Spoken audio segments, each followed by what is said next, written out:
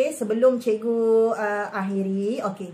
Yang pertama, cikgu tak nak ambil yang sebelah sini. Bagaimana mahu rajin belajar. Sekarang cikgu nak kupas dekat kamu 1, 2, 3, 4, 5. 5 kotak. Okey. Cikgu pergi mana-mana motivasi, cikgu akan pegang 5 perkara ni. Cikgu akan cerita dengan anak-anak didik cikgu 5 perkara ni. Cikgu nak benda ini ada dalam diri kamu. Okey, cikgu biasa dengar sharing daripada pelajar-pelajar cemerlang, macam-macam tips dia bagi.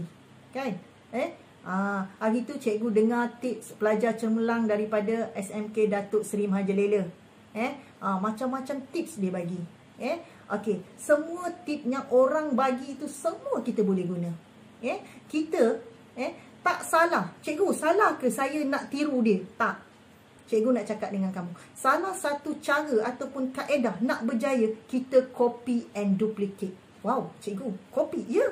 Salah ke? Kalau cikgu kata dulu, cikgu ni nak berjaya, motivasi cikgu letak perkataan best student je.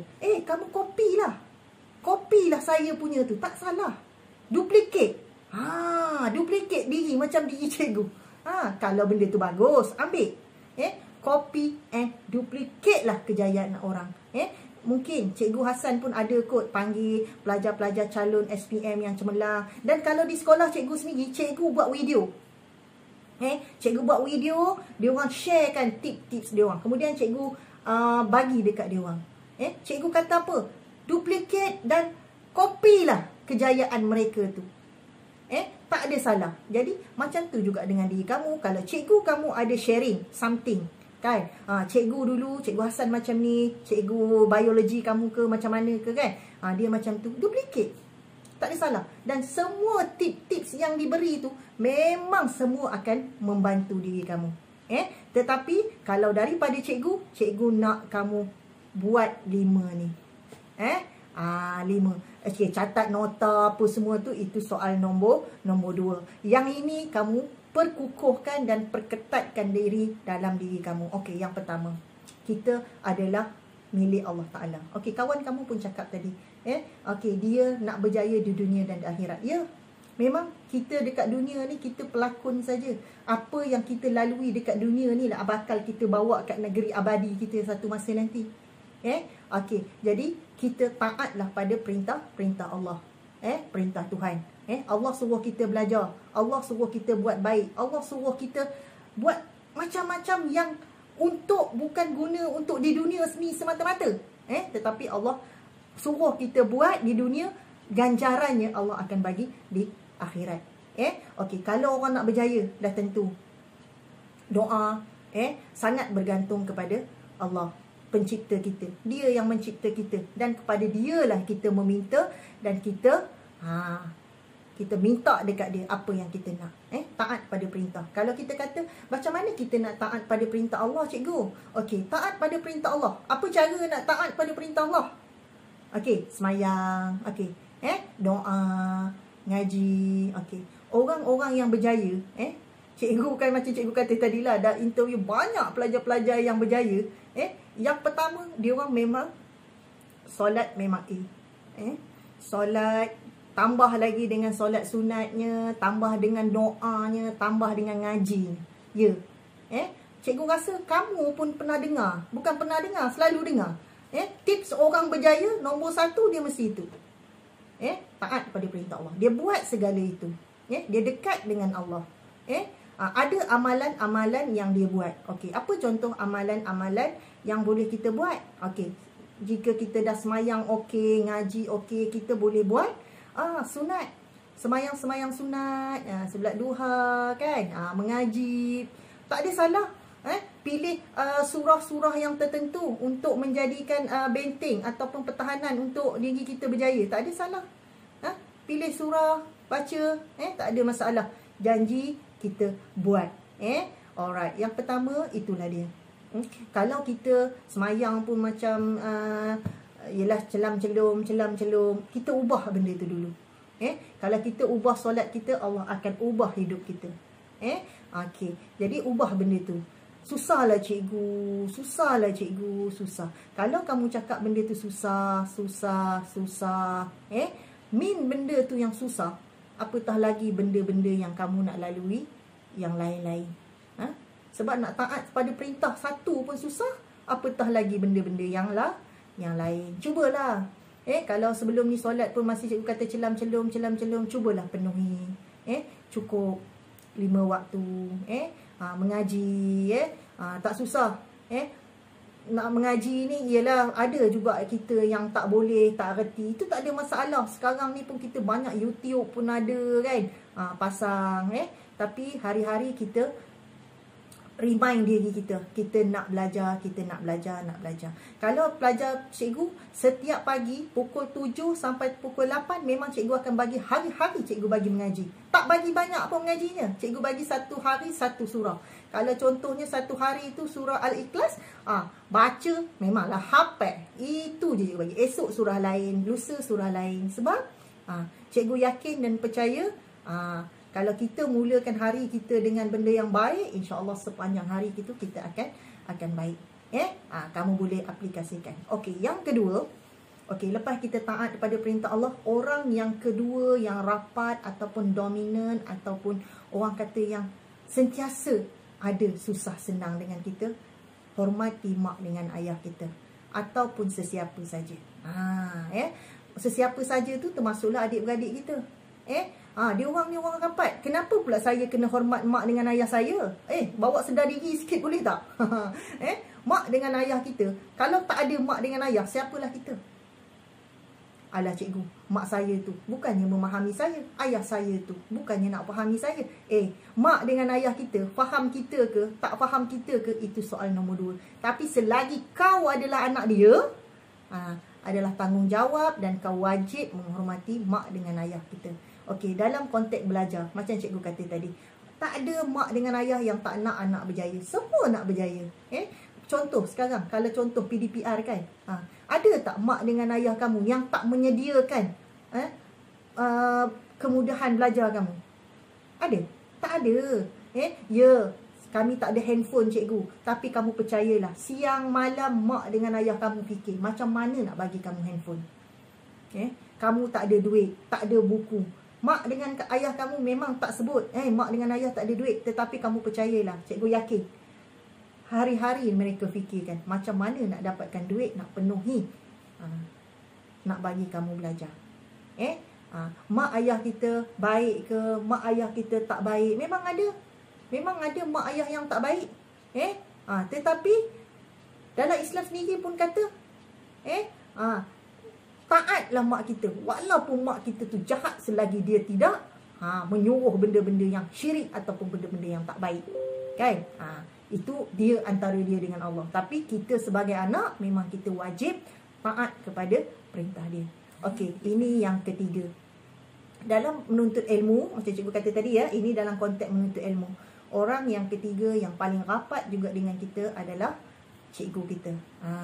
Ni dalam konteks PDPR sekarang ni kan. Kelas memang semua sekolah mula 7.40, paling lewat pukul 8. Selesai pukul 2. Okey.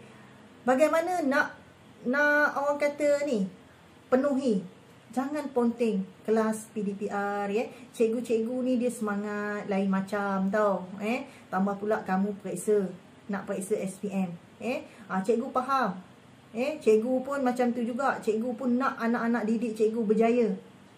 Tapi kalau kamu tak masuk kelas PDPR, kamu ponteng PDPR, kamu tak buat kerja dia, homework tak siap, tak ada respon, cikgu susah hati. Cikgu kamu tentu susah hati.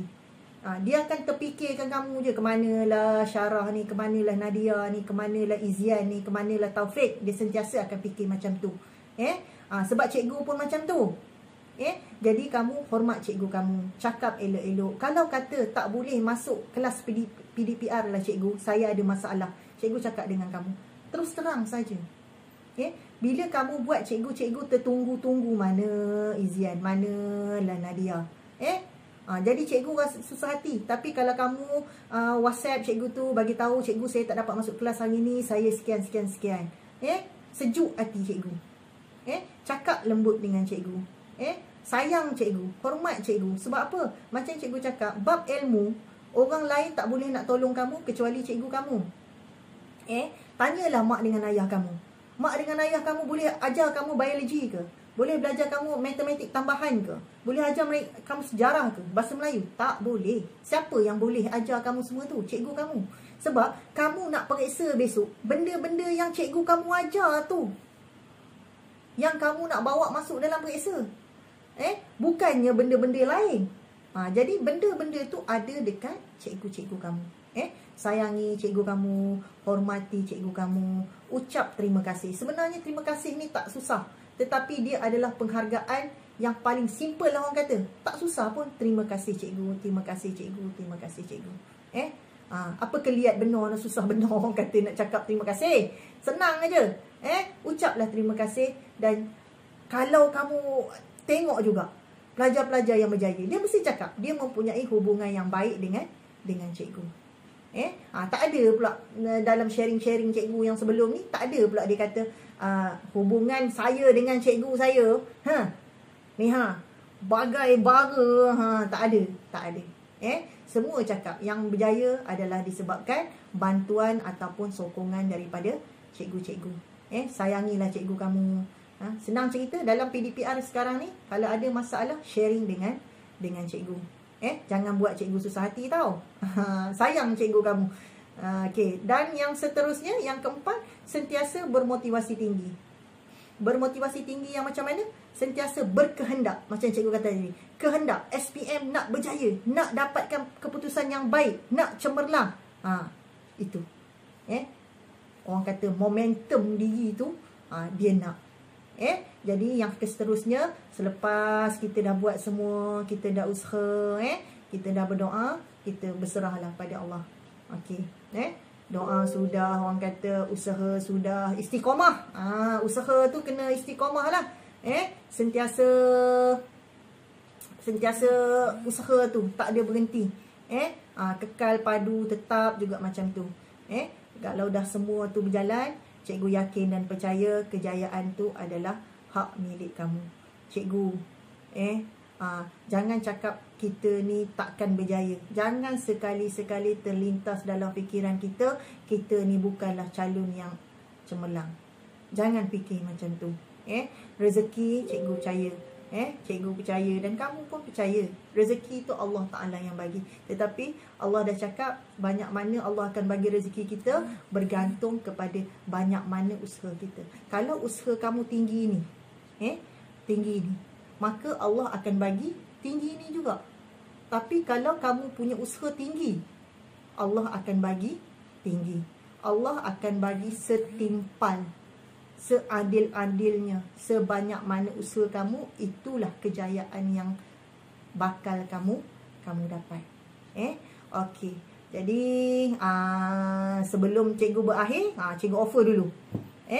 Okey lagi tak ni? Dah 5:13 dah ni kan? Okey, cikgu tanya. Okey, ada soalan? Okey, ada soalan?